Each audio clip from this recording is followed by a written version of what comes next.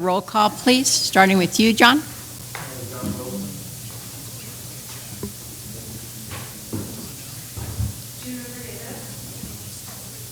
Eric Dixon, proxy for Brent O'Connor. Vicky Cernich, proxy for Carol Strizich. Neil Miner, proxy for Donna Gockler. Lynn Hellegard, Missoula Valley TMA. Shane Stack, MDT. Sarah Cofield, Health Department. Mike Kane, City of Missoula. Corey Aldridge, Missoula Urban Transportation District. Karen Hughes, proxy for Pat O'Haron.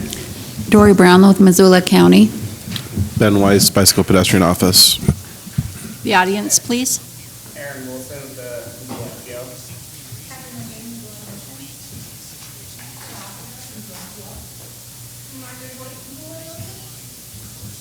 Jeff Logan, the new TTAC staff. Thank you. Did everyone get a chance to read the minutes? Are there any corrections or discussions? If not, I would entertain a motion for approval. I would move to approve the minutes from the November 1st, 2018 meeting. Second. All those in favor? Aye. Motion carries. Is there any public comment on anything that is not on today's agenda? Seeing none, we will move on to new business, presentation of the Missoula in Motion Strategic Plan for 2019-2023.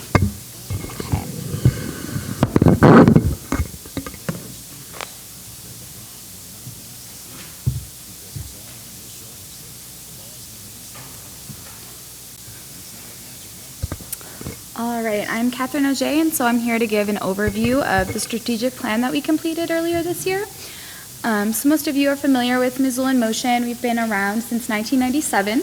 We're dedicated to increasing the use of sustainable transportation. We're CMAQ funded, and one thing to note is that this presentation is on Missoula in Motion and then also the CMAQ funded elements of the bicycle pedestrian program. Those programs overlap quite a bit, so it made sense to look at them all together as a whole. So Ben, if you have anything to chime in during this, feel free.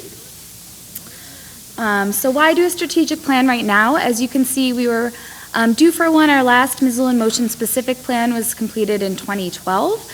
So we really just like to ensure that we're maintaining relevancy in a field that's always changing, adapting to changes in technology. Since the previous plan, we've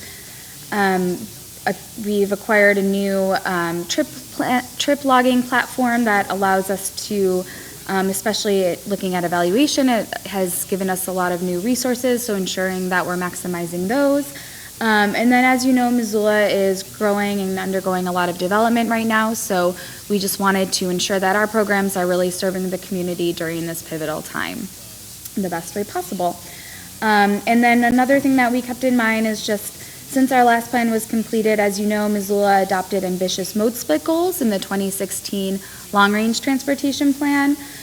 So we believe that we play an important role in achieving those goals, which entail about tripling the number of people that commute by foot and bike, quadrupling the rate of people riding the bus to work, and then reducing the driver alone commute rate by half by 2045. So as we all know how ambitious those are, so we want to ensure that we're helping move us towards those.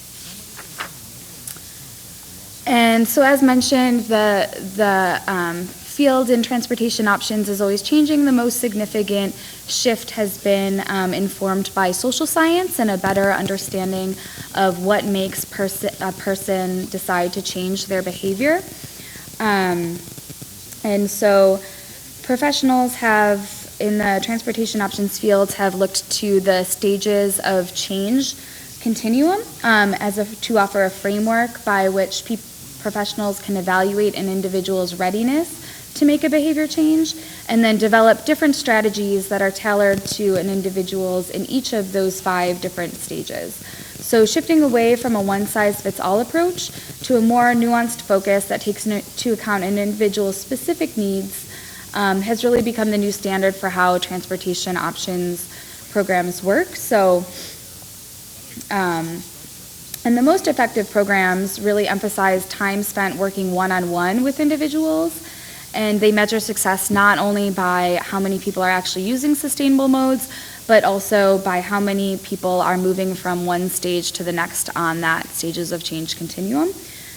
So realizing the complexity of behavior change, and that, it's not everyone is at the same place, so making sure that our programs are tailoring to people and meeting them where they're at and moving them along. So that's one thing that is kind of really informed a lot of the different parts of the strategic plan, and also played a large role in how we will be evaluating our impact. So some general goals for the process. One important thing is we wanted to really look at our ability to evaluate the work that we're doing. This is a field where evaluation can be difficult. It's not as concrete as other programs. So, using the tools that we have and focusing programs in a way that allows us to evaluate them and show the impact that we're having. And some anticipated outcomes of the plan were just to enhance the transportation option services that we're providing, and then also ensuring that they sustain moving forward regardless of if we have staff changes or regardless of other external factors. So making sure that our plan for the future is clearly defined despite changes that might occur. So we received bids from a couple of different consultants. We decided to work with Community Forward Consulting. We went through an extensive planning process. We started with an in-depth review of current programs and then also a lot of information gathering from different partners. So our consultant conducted 13 different interviews with 18 individual stakeholders, attending those, both internal and external stakeholders. And we came out with 5-year SMART goals and annual targets for each of those. So what we'll accomplish in 5 years, and then ensuring that we stay on target from each of the subsequent years. So as you can see, Missoula in Motion has a lot of programs that we conduct currently. So we wanted to create a better way to evaluate these programs. We realized that if we want to implement some new programs, work more with individuals, but we acknowledge that we don't have the capacity to maintain all of our current programming and add those additional ones as well. So we came up with some criteria to prioritize our programs and evaluate them. And so the 4 criteria are feasibility. How feasible is it for us to do this project on our own with our current funding and staffing? Impact. So how does this program impact? How does it normalize sustainable transportation, shift culture, or change behavior within a target audience? And then measurability. So how can we actually measure the impact for each of the programs? And then capacity. So what is the relative intensity of this project on our funds, and then also staff resources. So whether a program is both staff intensive and cost intensive, or just staff intensive, and kind of looking at the balance of all of those. So we spent a lot of time kind of evaluating our programs and really focusing in on which ones we wanted to continue in the way that we're doing. So our first focus was Way to Go Missoula. So that is the name of our online platform where we allow people to log trips and also do interactive trip planning. So we will continue this program. We had some specific targets. We also use Way to Go Missoula to just refer to how we work, to our programming that focuses just with individuals that maybe aren't associated with a workplace or with a specific event, just how we interface with individual community members. And so we identified that one way that we can have the most impact with this program is to focus on people who are new to Missoula. We know that when people, during times of transition, people are forming new habits already, so it's a great time to be able to influence people's habits and encourage them to, try sustainable modes. So that's an important component of the Way to Go Missoula. And then also just continuing to grow our programs and using our Way to Go Missoula tool to also not only reward the diehards, but use that as a point where we can get people who are sustainably commuting a lot and very passionate about it to maybe be advocates and leaders in the community to further make change. Our second focus is Way to Go for workplaces. We heard from a number of our partners that this is something that they see as the most impactful. So our commuter challenge is something that will continue and will hopefully grow as we move forward. And we'll also work with the campus to do a campus commuter challenge.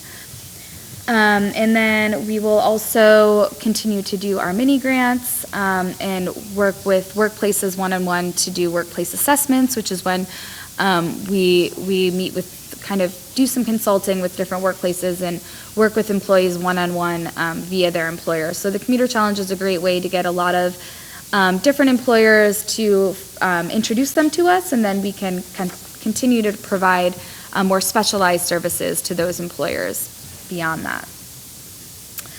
And our third focus is individualized marketing. So this would be a new program that we would be introducing. We have, for quite a while, Missoula in Motion and the Bike Ped program have wanted to do a door-to-door individualized marketing, neighborhood-specific effort. And so that is something that hasn't come into fruition just because we haven't had the capacity with all the other programs that we're doing. So this plan has helped us identify how we can make that happen this year. So we will be developing a pilot program that will happen this summer and into the fall. And this is just something that really seems to be the most effective in the industry. And so it's very staff intensive. It takes a lot of time to go door to door and meet one-on-one with people. But it is proven to have the most long-lasting impact when you make those connections with people individually. So one thing that we are considering and we will likely do is to reassign the bicycle ambassadors, or at least part of their workload will be focusing on this new program. And then we'll hopefully grow it after our pilot program this year. So we're really excited about this program. Number 4 is our events. So we know that events are effective. They help shift culture, behavior change. They celebrate the successes, highlight new infrastructure, and really just normalize sustainable transportation within our community. So we will continue to engage in these event-based education and outreach efforts. However, we really want to shift some of our focus and just prioritize the events that have that the strongest impact, and kind of shift away from the ones that are maybe just rewarding people that are already doing these behaviors, and then also integrate better evaluation into our events. One thing that we're hoping to do is work with some local partners to shift some of our events that the community really loves, that we've been doing for a long time, but maybe we don't have the capacity to do. So working with partners to see if they can take on some of that, that planning. So that they can still happen, but maybe they won't be in our workload. And our final one was school outreach. So we see that as an important way to reach a large audience, a large faction of the population, but we know that a significant number of morning commutes are parents driving their kids to school in a car alone. So we want to enhance some of our school programming. However, when we looked at kind of all of the different elements in our strategic plan, we realized that, with our current capacity, that we maybe don't have the resources currently to really grow this program. But we still think it's important to include, because if we do increase our capacity at some point, it's something that we would like to do. And then we also talked about we're hoping to continue partnerships with Free Cycles, and also Let's Move Missoula to kind of leverage our impact in working with schools. So we may not be creating the programs, but working with partners to make sure that that work is still happening via them. So, and then we also just acknowledge that we do work with schools in a number of our other programs. So just kind of ensuring that we focus on schools. For example, with our commuter challenge, we have a handful of schools that have participated in the past, but trying to increase that participation in that program from the different schools. So that is our final focus. And then lastly, we also looked at our staffing at Missoula in Motion. So we realized that in order to implement these changes, it's really essential to have clear leadership so that we have someone kind of being able to make those decisions, to say no to certain programs, assigning workloads to staff to ensure that we are focusing enough time on making these new programs happen and scaling down others. So we created a new program coordinator position that will offer day-to-day management of the program, training new staff, identifying training needs for the team, and then also monitoring, measuring, and evaluating the successes of various work elements, and then not only those individually, but as a whole, and to ensure that as a whole, all of our elements are working towards these goals. So we have also shifted the program assistant position. It is still currently a split position between Missoula in Motion and the MPO, but we're hoping to shift that to be full-time Missoula in Motion, which will increase our capacity, and it will also allow us to hire someone with those specific skills that are less administrative and more kind of hands-on programmatic. And then with that, we've clearly defined more of a career ladder for staff in an effort to hopefully reduce turnover, just having a really clear path for advancement and opportunities to grow. So that is our strategic plan in a nutshell, but I'm open to any questions you may have.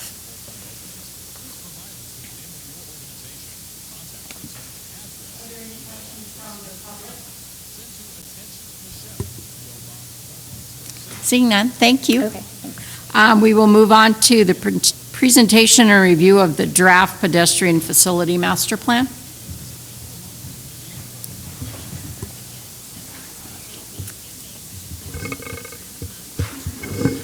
All right, well, thank you. We're happy to be back presenting the pedestrian facilities master plan. It's been a little while since we've given an update, and excitingly, we're in the final stages. We have a draft plan out for review. We're hoping to get some feedback and comments and strengthen what we already have written so that it's the best plan that it can be, and then have it adopted, I believe, next month.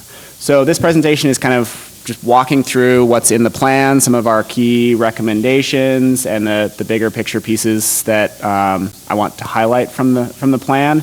And then hopefully all of you have read it or have some initial comments, and then there's still time. We'll be doing public review throughout December and coming back to TTAC and TPCC in January for the final adoption. So it's not done yet, but we're hoping we get those final comments and any changes and refinements to really solidify the plan. So to start with, the pedestrian facilities master plan lays out a number of goals that kind of guide the work that we've been doing and will continue to do in the implementation stages of this plan. A lot of these goals we pulled from our other planning documents. This is a facilities level plan, so it's really intended to help implement those bigger picture plans, such as the long range transportation plan, the growth policy, the active transportation plan. And so we tried to pull themes from all of those together into pedestrian specific goals in this plan. I won't go through all of these, but they're focused on a broad range of aspects related to pedestrian travel, including safety, looking at our mode split goals and how we can advance that ambitious goal from the long-range transportation plan, looking at some of the land use and community design aspects and how can we really facilitate pedestrian travel. Again, that mode split goal is very ambitious. It sort of is driving a lot of what we're doing. The walk goal specifically was in the long range plan, goes from about 5.5% or 6%, tripling to I believe 16 to 18% by 2045. So we have a long ways to go to get there, but I think if we can accomplish a lot of the things that are in this plan and some of our other community goals, we can start to try to get there. And if we accomplish all of those goals, what that means is our SOV travel would be cut in half, which could, again, thinking about efficiency in our transportation system and accommodating future growth and not having to spend as much money on capacity expansions or accommodating that single occupant vehicular travel. We also have a number of other goals that have come up in the community. So one example is the Invest Health team and the work that they've been doing, looking at health and equity disparities in our community, and sidewalks were a big part of that process and continue to be. And so this is an example of other community goals that we are trying to help facilitate with this plan. So looking at neighborhoods that have health disparity, looking at where we have lots of missing sidewalks, where we can leverage transportation investments to achieve these other goals. We also have a series of guiding principles in this plan. These are a little bit different than our goals. These are really meant to, as we get into implementation and decision making and how do we prioritize projects or decisions or designs or any aspect of pedestrian travel, how do we make those decisions? And these guiding principles are meant to really help us make those decisions in a way that will achieve those goals long term. So the planning process, just to give you kind of reiterate what we've done in this plan. We started with more or less an analysis phase, so looking at our existing conditions, doing some community outreach, talking to the public, pulling together other plans, looking at what the scope of the needs are for the pedestrian environment in Missoula. Then we went into sort of a data-driven planning process, so taking that data and community input, looking at ways that we can establish priorities based on the goals and the guiding principles. And then from there, once we had our priorities, moving into the implementation, how do we do more with less? We know that there's funding issues. And what are some other ways that we can do better at creating a pedestrian environment that'll help us achieve those mode split goals? And now we're ending with our plan.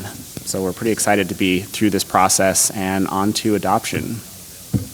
So we started our existing conditions analysis with looking at different pedestrian facility types. It's not all just about sidewalks, although that is the most extensive piece of infrastructure we have for pedestrian travel. But we also looked at connectivity and pedestrian facilities related to shared use paths and our trail system, and to a lesser extent looking at some other alternatives such as shared spaces or WUNRFs, or these that might not be a dedicated facility but also will promote pedestrian travel in a creative way that might allow us to reduce costs or be more flexible in how we create pedestrian space. So we also did a pretty massive inventory assessment with volunteers. I guess that was a little over a year ago. We had a whole crowd of volunteers out assessing sidewalk condition and checking locations and creating a much better inventory than we had before. So that allows us to look at really specific needs and locations, and what is the condition of our existing sidewalks, where do we need to focus on repair and replacement maybe versus installing new sidewalks, and how do those compare? What is the need in terms of building new sidewalk versus maintaining what we have already out there? We also looked at some crash data just to see what the trends are, how safe is the pedestrian network and where might we have issues. This will also, this will wrap into our community transportation safety plan, so we'll do some more analysis during that process. So these two plans will really work together, I think, to help address pedestrian safety in the community. But again, it helps us identify where we have issues. We can compare that with where we have facilities or where we don't, and how we can make improvements to make the pedestrian system more safe for users. We also looked at our current demand and the trends in pedestrian activity. Again, one of the primary measures we have, it's difficult to go out and measure pedestrians in every location throughout the city, but we have a number of tools. One of those is using ACS data as a kind of base measure. So this is through the U.S. Census, looking at commutes to work. We know this is a pretty good measure to look at what is the overall activity, or as a metric we can use to measure our progress. So looking at the urbanized area, we do have a positive trend. More people are commuting to work by walking than they were years ago, but that trend is not, if it continues at the current rate, we're definitely not going to meet our mode split goal. So this is more reason to do better and try to build out a better pedestrian network so that we can achieve that goal. And we'll continue to monitor this and other data to track how successful we are with these implementation of these plans over time. So once we did that initial condition analysis and existing conditions, we moved into how we might prioritize new sidewalk projects or pedestrian projects. We know that we can't build all of our facilities as quickly as we want, so we want to make sure we maximize that investment over time. So again, trying to think about having a data-driven approach that looked at a number of different goals, including sort of the social demographic, the health and equity side, so looking at household demographics, things like low to moderate income households, looking at health statistics like adult obesity, and where those things might overlap and where we could do transportation infrastructure to help benefit those goals. We also looked at the physical infrastructure, so looking at proximity to schools, transit stops, grocery stores, parks, commuter paths, and a number of other potential destinations, as well as our built environment. So how dense is that area, and what is the employment density? Both of those being reasonably good metrics for how walkable a community could be if you had the appropriate facilities, knowing that if you have people and employment close together, that those could be walkable neighborhoods. So we took all of those data sets, we created essentially a scoring method to look at the city as a whole and where those places overlap and where we could address a number of different goals at once with a sidewalk project. We did do some public outreach related to this to see what the community's priorities were and landed on that social demographics, so the health and equity measures being generally more important than the physical built environment, although we did include those in the scoring. So the weighting of our prioritization is about 70% demographic and 30% physical built environment. So we took all of those, we evaluated essentially every block in the city in the urbanized area and assigned it a score based on these measures. So that gave us what we're calling our priority pedestrian needs map. So this is showing essentially the darker the color, the higher the score. So the more, for instance, the more low to moderate income households or adult obesity, or proximity to schools and parks and some of those destinations. So as you start to overlap the proximity to destinations and the higher percentages of those social demographics, you get a higher needs score. So essentially these dark areas are places where we can address all of as many of those goals as possible with a potential sidewalk project. So again, trying to maximize our benefit from the limited investment we have in pedestrian infrastructure.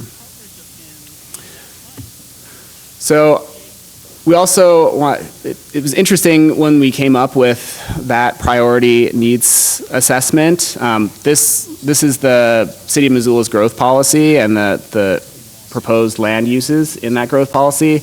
And it's interesting, I think, to highlight that the high priority areas, so these dark colors, also overlap with our higher density residential, so this kind of dark olive color and the dark red and some of this mixed use and higher intensity use overlaps fairly well with those high need areas. So there is a land use and pedestrian infrastructure overlap there, which I think is good from a planning perspective, that we are getting things generally right, that our higher intensity land uses also have higher proximity to things like transit and schools and parks and trails. But if you look at where the majority of missing sidewalks are, so in the north side, west side, Franklin to the Fort neighborhoods, those are also where we have a lot of our anticipated highest intensity of uses planned for the future. So there's a real need there, not just from the health and equity side, but the land use side as well. To facilitate that higher intensity use, we should be focusing on providing the appropriate infrastructure so that we can achieve our mode split goals. So we also looked at some other areas, knowing that this plan isn't just for the city of Missoula, but encompasses, as the MPO, we are looking at the urbanized area, not just the city of Missoula. So we tried to come up with some thoughts on other areas outside of city limits and what the need and strategy could be for pedestrian facilities in those areas. So examples would be the Target Range Orchard Homes, that area is and intends to be sort of more of a suburban or rural suburban neighborhood. And, perhaps sidewalk, curb, and gutter is not the most appropriate facility for those neighborhoods. And we can continue to emphasize the shared use paths or facilities, that are a little bit less expensive and fit into that rural context more. In East Missoula, Bonner, Milltown, that's a much more urban development pattern. There are some constraints there in terms of right-of-way and whether or not we would be able to build sidewalks. But, we should at least focus on, for example, the Highway 200 corridor and providing good, complete streets through those communities to enhance the safety and the connectivity through East Missoula, Bonner, and Milltown.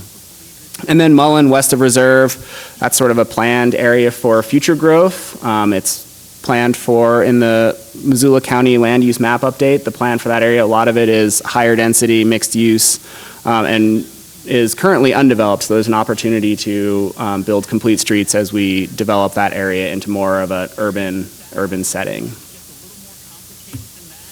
So we also looked at an intersection analysis in the plan, knowing that it's not just the presence of sidewalks and pedestrian facilities, but getting across our collectors and arterials is really important for that connectivity aspect. We started this analysis with, there's some guidance from FHWA related to safety and recommended improvements, and it's based on speed, volumes, and the number of lanes. And then given those factors, changing the type of safety improvement to address those things. So we looked at all of our intersections, taking those three primary, what we're calling risk factors. So the speed, the volume, and the number of lanes, and then looking at the existing improvements at each intersection and coming up with, again, this isn't really a scientific method, but is a way for us to look at comparative, what intersections have higher risk than others based on what's there currently in terms of the risk and the improvements. And then we can map those out and really see where some of the significant barriers are in our transportation system for pedestrians. So you can, obviously Reserve Street is one area where we have high speeds, lots of vehicular trips, and not a lot of intersection improvements currently. So there's a significant barrier there for pedestrians moving across Reserve Street. You see a similar pattern along Brooks, and then to a lesser extent some of our other facilities. So there's some real need out there to do those intersection improvements to create the connectivity between neighborhoods where we have existing pedestrian infrastructure.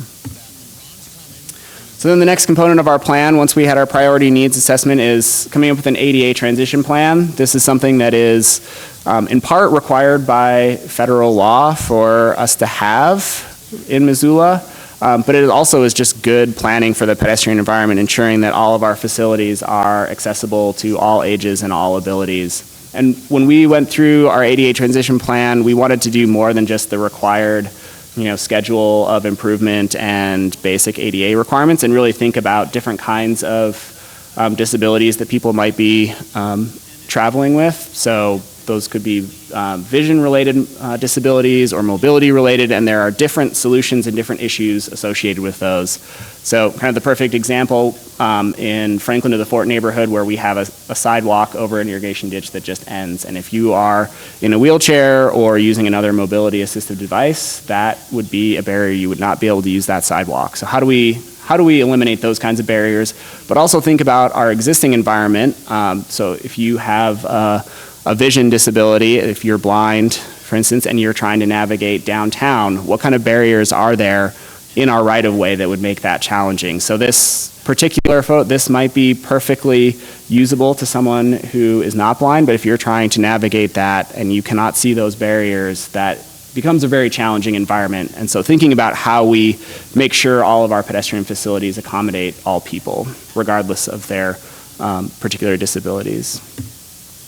So we also did an inventory of curb ramps and ADA improvements throughout the city, and looking at those by neighborhood and looking at places where we have a real deficit of ADA connectivity. And so you can kind of see some neighborhoods, like the heart of Missoula is generally pretty good. We have curb ramps on most intersections. We have good sidewalk connectivity. But then as you get into other neighborhoods, we don't have a lot of facilities there. And again, mapping those out, you can really start to see the connectivity issues and the barriers. So on this map, this is just a snapshot. This is in one of the appendices of the plan. But looking at where we have intersections that have generally complete, and when we say complete, our volunteers, when they were collecting data, were noting whether ramps had truncated domes or not, or whether there was a curb ramp there. So using that as a general guideline, knowing that they may not fully meet ADA, but at least if they have truncated domes, they're pretty close, or that they're within the last 5 to 10 years. So you can really see there are big chunks of Missoula that maybe have sidewalks, but have poor connectivity for people with disability because we don't have adequate curb ramps or other improvements. So thinking about that, one of the requirements of the ADA transition plan is to have a schedule for improvements. Given our current funding limitations, we tried to set up a recommended schedule that was somewhat ambitious, but still it was within the means of our current funding. So we were looking at a 30-year implementation schedule. And looking at 3 different targets. So one being installing missing ADA facilities for current sidewalks within the highest priority areas, upgrading existing ramps in the highest priority category. So those are those ramps that maybe don't meet current ADA standards. And then completing our citywide ADA facilities. These essentially are our estimated costs and what the cost per year is. So if we wanted to do complete ADA network in 30 years, this is essentially what we would, at the minimum of what we would have to invest, assuming that costs don't continue to increase at the rate that they have. So there's this is again highlighting our funding challenges, that we have a lot of need and we don't have a lot of current funding. But yeah, Shane, do you have a?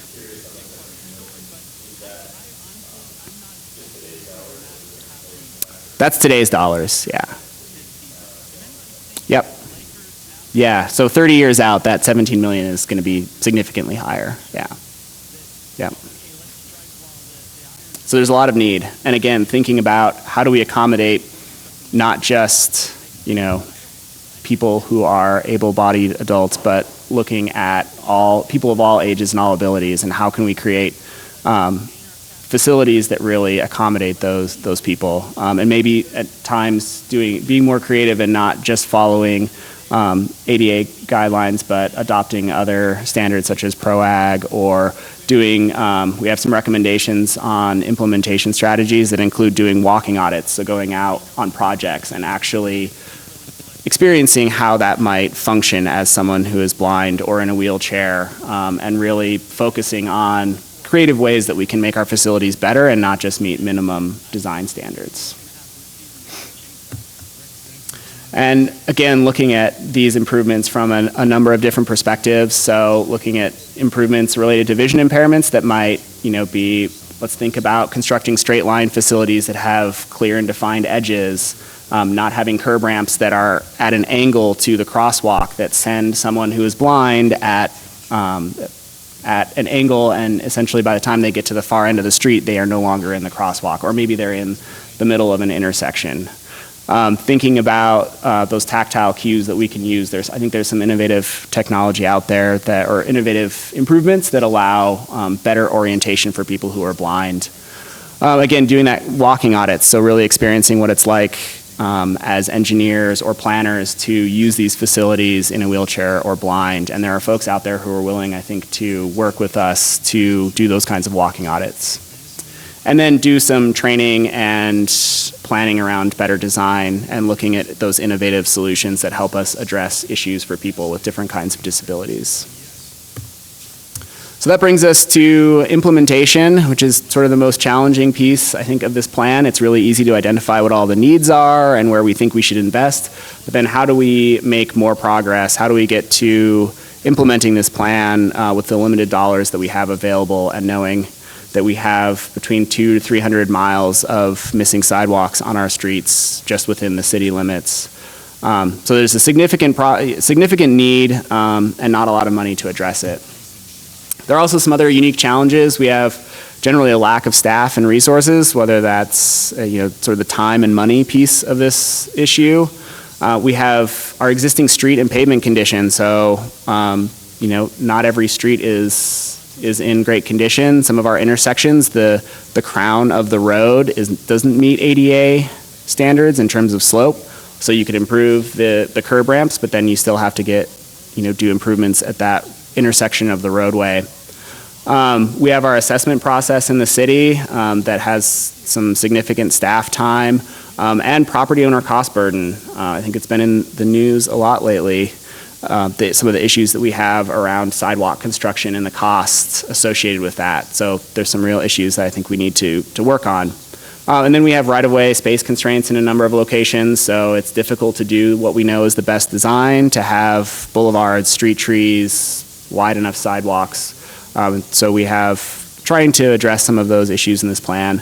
And then just the lack of, there's a lot of building going on, there's not a lot of competition for those jobs, they're getting more expensive. And then we have some design and standards that we want to emphasize in terms of making sure that we have attractive and functional pedestrian space, so including boulevards and street trees and pedestrian scale lighting. And we've organized, I don't want to go through all of our recommendations, but we've tried to organize them in terms of implementation strategies, and then within each of those areas having a number of different action steps that we can take. So looking at things like design and perhaps adopting or referring to the best designs that are out there. So using things like NACTO and the AASHTO design guides for best practices in engineering. Cost is another big issue. So how do we look at ways to be more effective with our limited dollars, whether that's coordinating with other projects, so looking at street projects, sewer, water, how can we coordinate all of these projects to get more out of our limited dollars? It's not always going to be effective, but if there are ways we can do that to save ourselves some money and get more done with those limited resources, we should do that. And then thinking about maintenance, again, this is something that's been in the news lately related to snow removal, but we need to make sure we continue to maintain our facilities, whether it's repairing our existing sidewalks, keeping them clear of debris and snow, and thinking about how we can be more effective with those approaches. So that's how we've organized the implementation section. I hope there's some good recommendations in there that will help us be more effective moving forward. So that's essentially the plan in a nutshell. Happy to take any comments. We're always looking for ways that we can improve this, or if there is something we missed or something that we're not addressing correctly, we'd be happy to take those comments. Sure.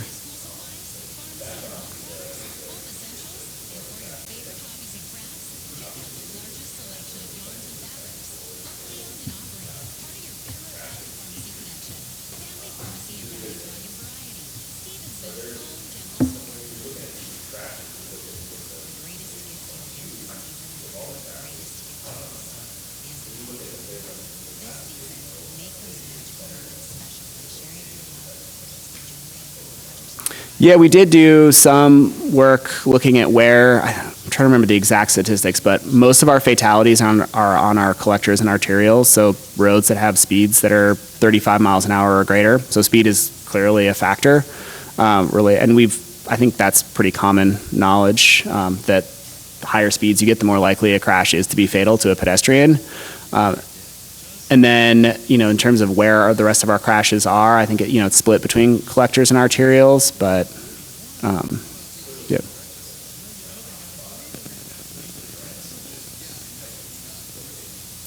Yeah, I don't know that we've found, I think there are locations that are, downtown is one where we know there's a lot of crashes, but we also have the highest amount of pedestrian activity. And so one of the challenges with identifying the really high-risk locations is coming up with those rates.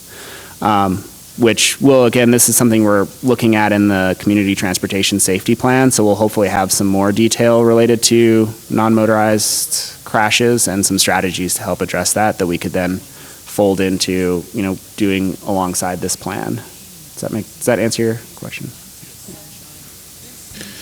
Oh, I really like all the data collection work that was done, and that seems really helpful, and the charts especially that show by neighborhood the percentage of missing sidewalks and then the percentage of of what shape they're in as well.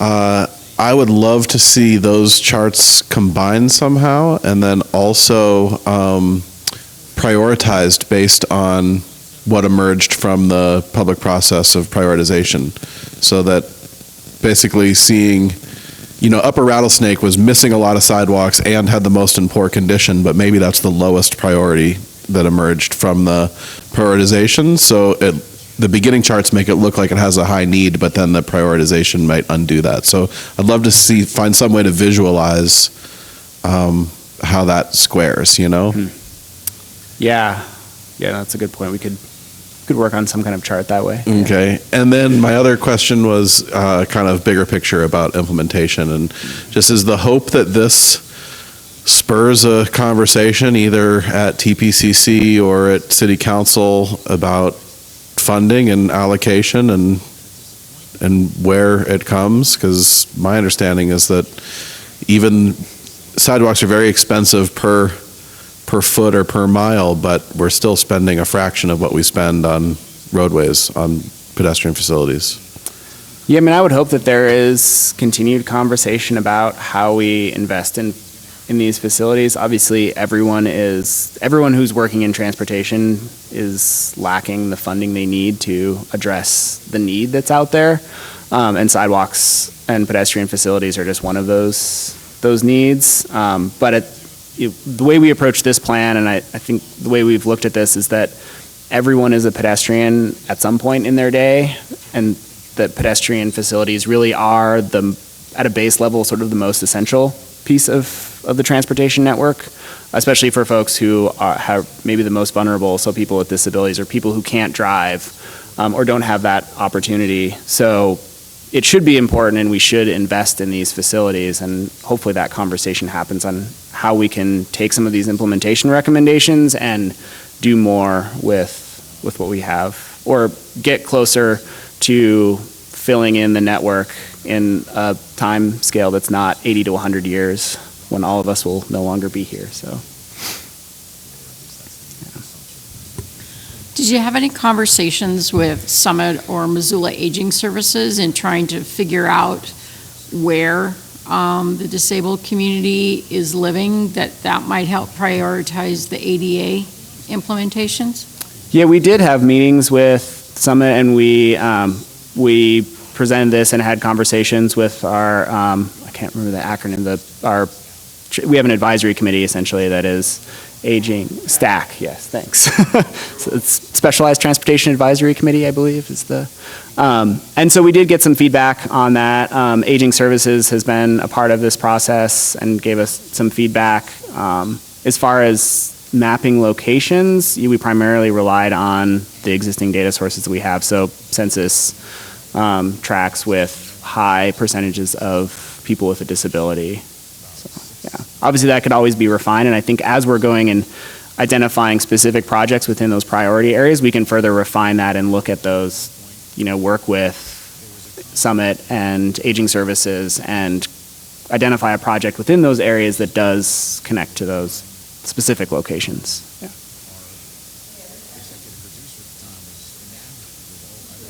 Yeah, thank you. Like I mentioned, we'll be taking comment for at least the next month. So if you have haven't had a chance to read through it, or if you have edits or comments, feel free to forward those along to us.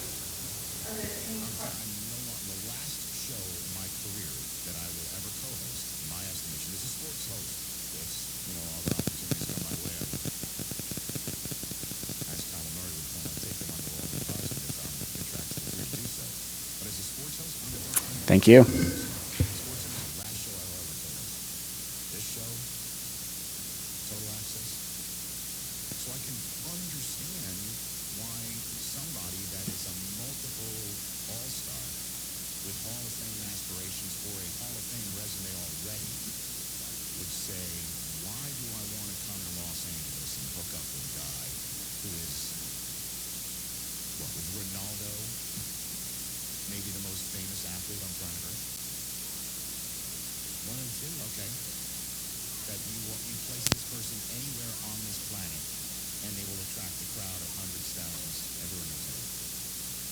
Let me play with that guy who